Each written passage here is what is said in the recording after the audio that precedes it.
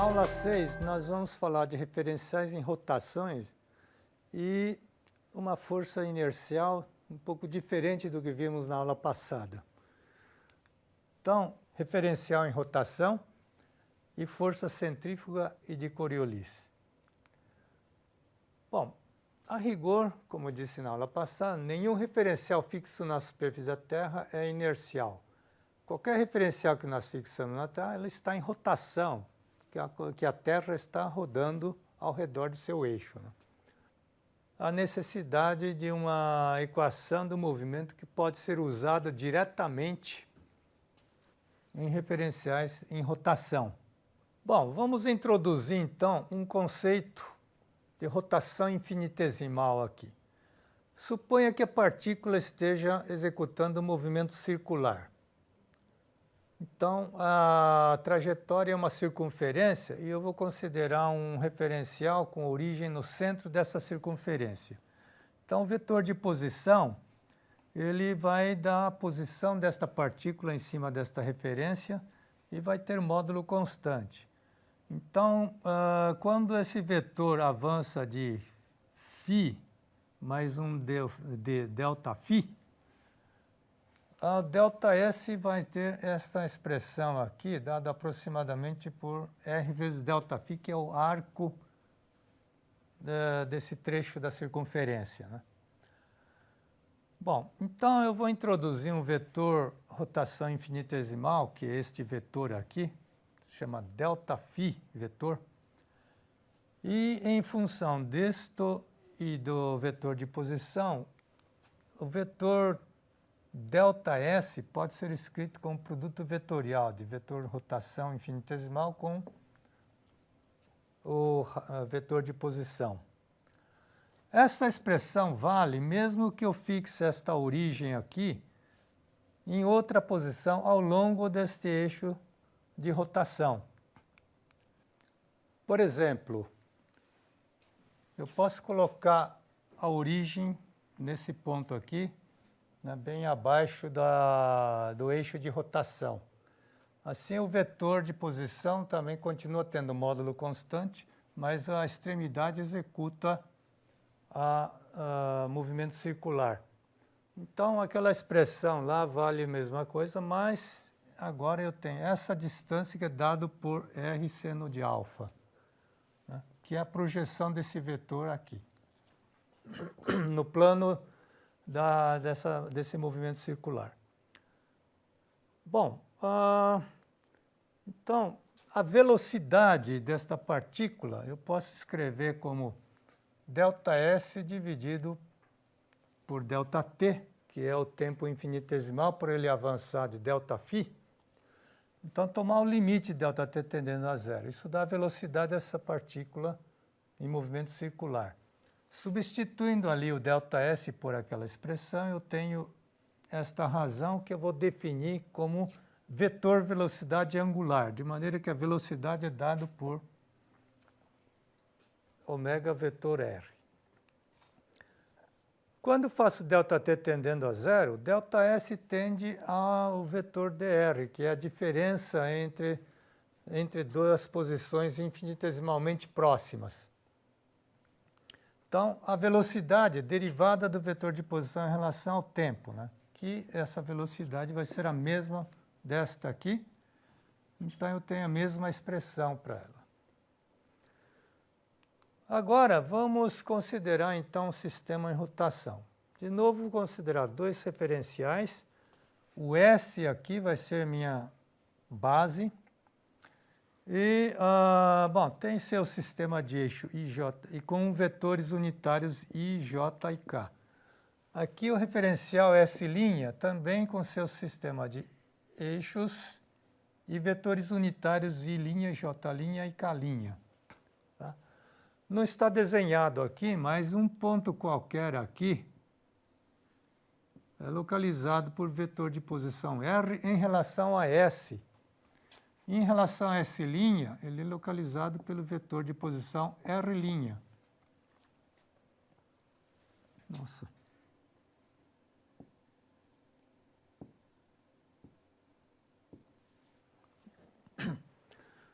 Muito bem.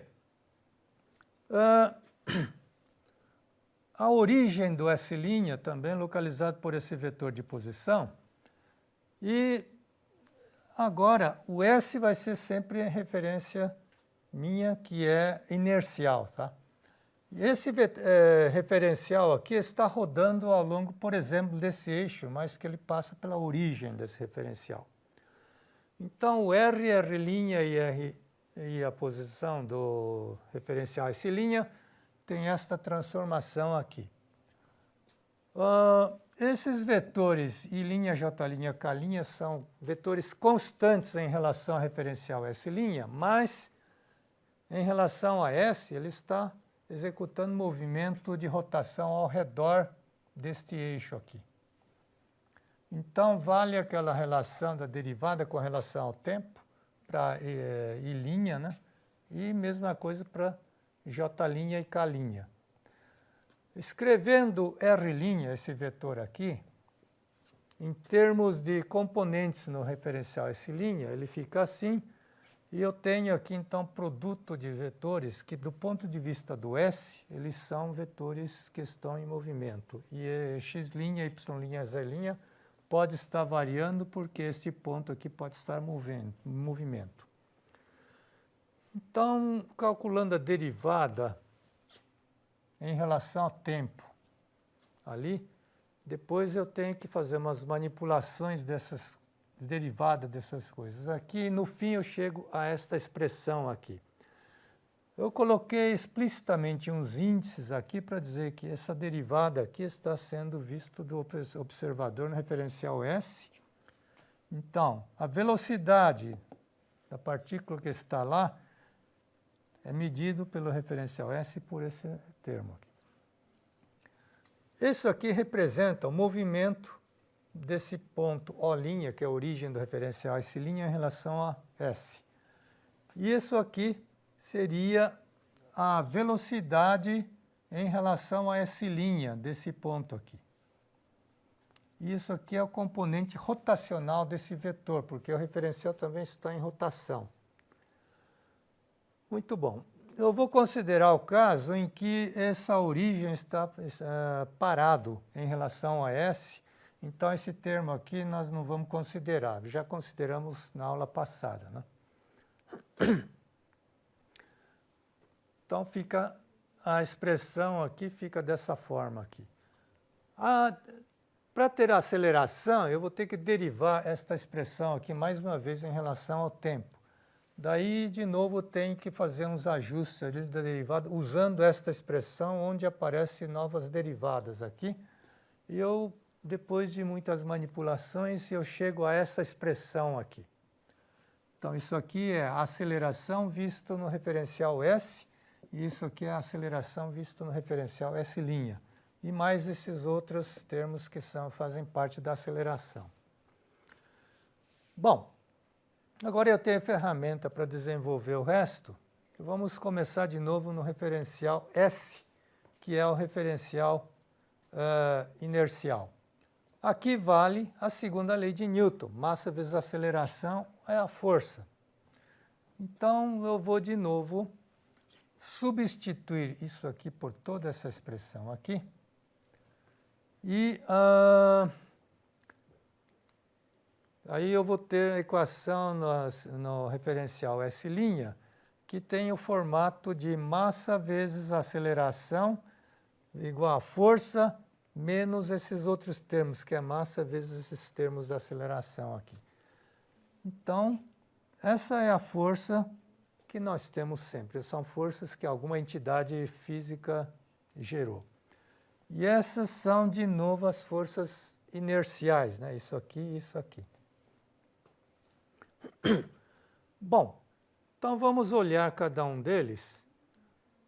Vou escrever aqui. Aqui já vou dispensar aqueles índices S', porque estamos agora exclusivamente no referencial S'. Bom, este termo aqui é o seguinte. Aqui está o eixo de rotação e este termo aqui é perpendicular a esse eixo de rotação, né?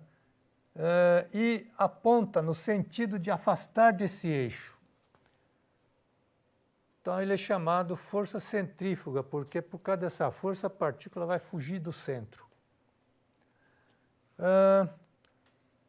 O seu módulo é dado por esta expressão aqui, esse R seno de alfa é essa distância aqui até o eixo de rotação. Bom, note que esta força aqui é mais intensa quanto mais distante estiver do eixo de rotação, né? Isso aqui. E também, quanto maior a velocidade angular de rotação, a força é mais intensa. Para entender um pouco esta força, vamos considerar aqui uma certa plataforma que está executando um movimento de rotação aqui ao redor de um eixo que passa pelo seu centro aqui.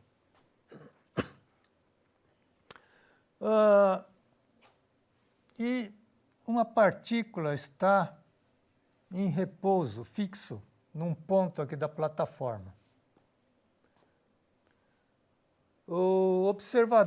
Esse observador é um observador que está no solo, então é um observador inercial.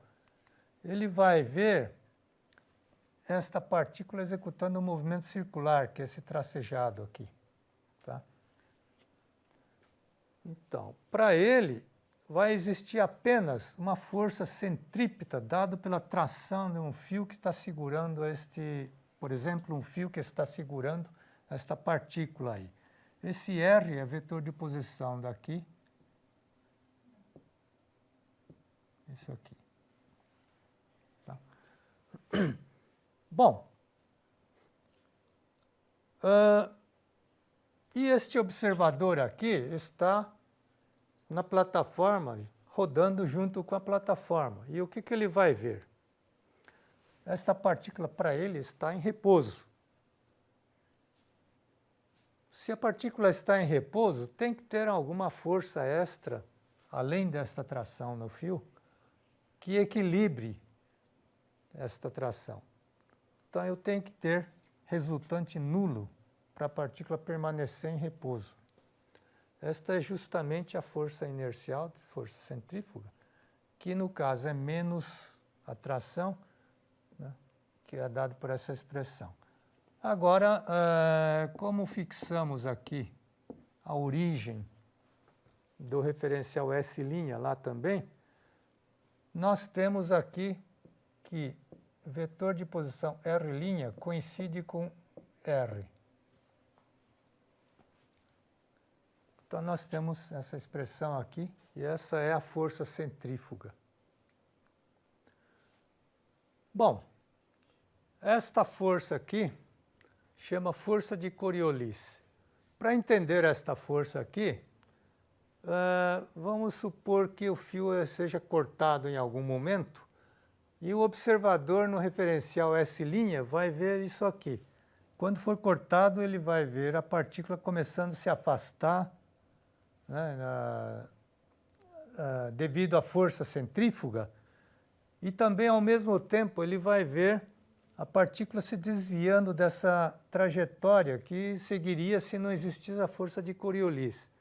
Note que a força de Coriolis é perpendicular à velocidade, então essa velocidade desvia ele da trajetória original.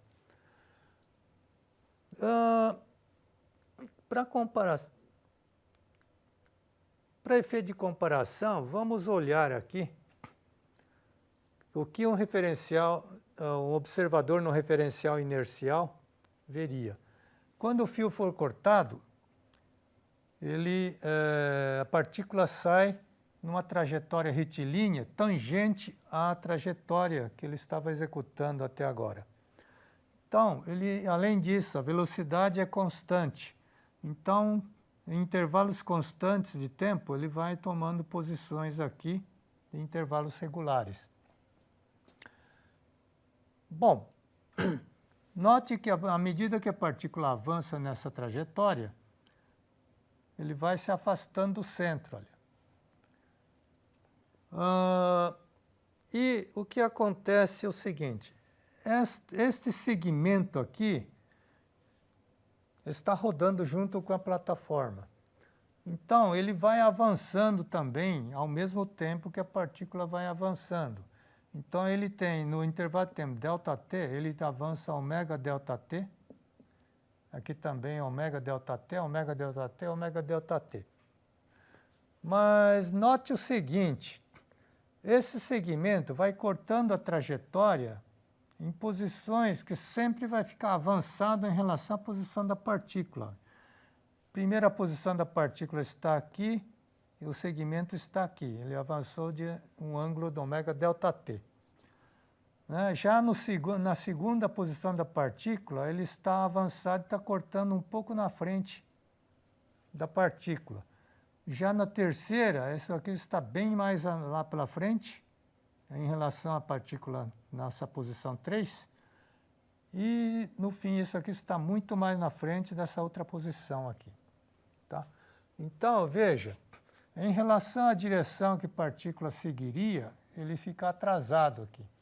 Esse é o que o observador no referencial inercial vai ver e que traduz aqui para o observador no referencial S' como sendo desvio da trajetória por causa da força de Coriolis. Então, vamos ver movimento nas proximidades da superfície da Terra. Aqui nós vamos usar a força peso aqui, porque na proximidade da Terra, a aceleração de gravidade e o peso, massa vezes a aceleração de gravidade. Eu vou reescrever essa equação dessa forma. Nós temos aqui G com aceleração centrífuga, que chamamos de aceleração da gravidade efetiva. Então, isso aqui eu desenhei aqui para hemisfério sul, que tem latitude lambda. Eu tenho força centrífuga e o G. Então, a aceleração da gravidade efetiva forma um ângulo alfa aqui com G.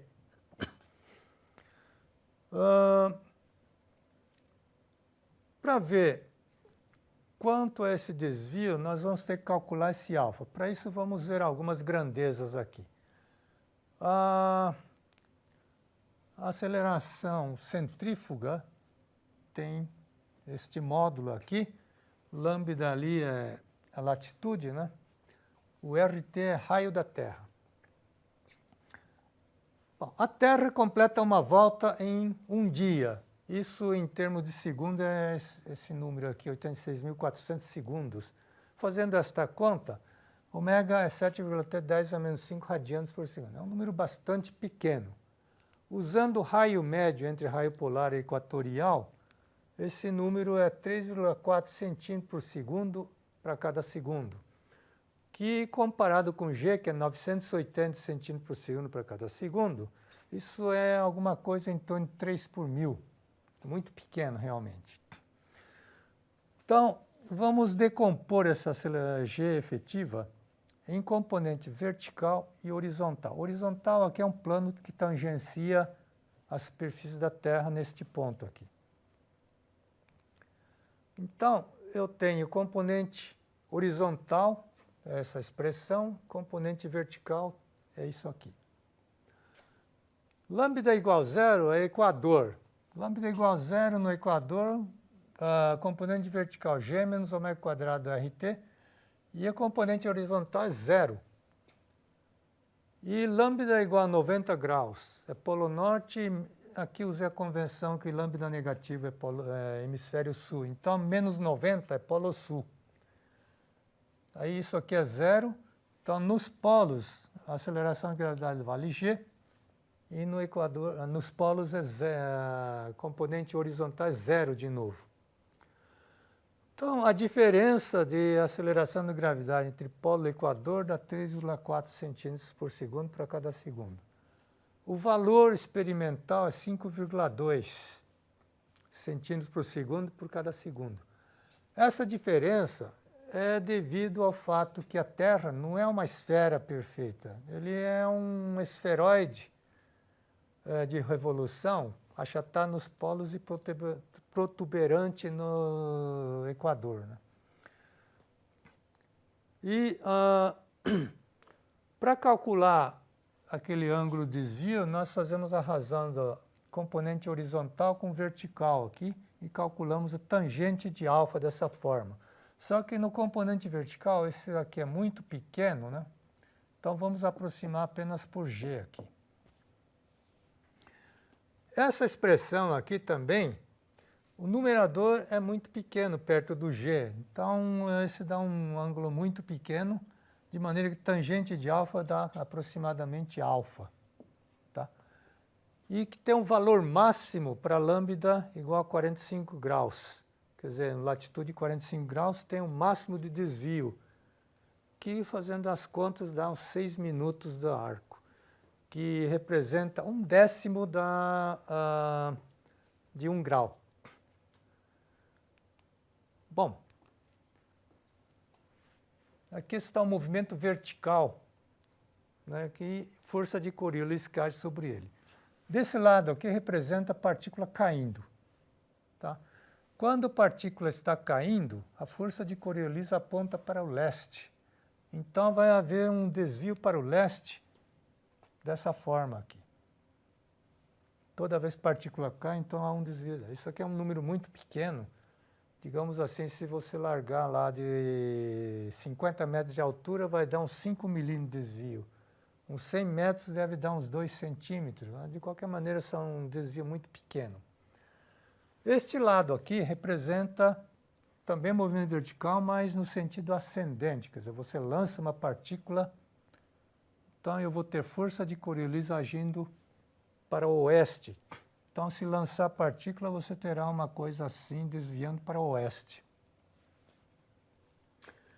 E aqui tenho direções aqui de movimento horizontal, ao longo da meridional, do meridiano, e também da latitude. Né? Então, a combinação desses dois dá um movimento horizontal aqui.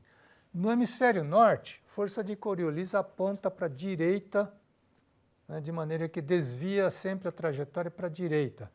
No hemisfério sul, a força de Coriolis está no sentido contrário, então o movimento horizontal ele desvia a trajetória para a esquerda. Isso aqui pode explicar, por exemplo, a formação de um ciclone. Aqui no hemisfério sul é o seguinte, vamos supor que aparece uma zona de baixa pressão, então todo o ar na circunvizinhança vai direcionar, movimentar para aquela direção ali. O que acontece, por exemplo, né, um ar que está movimentando no sentido que vem do lado leste e vem para o oeste é desviado para o sul, desvia a sua trajetória para o sul. O movimento do ar que vem no sentido do norte para o sul é desviado para o leste. O movimento do ar que vem do oeste para leste, desviado para norte, e do sul para norte para o oeste. Sem falar de todas as posições intermediárias aqui.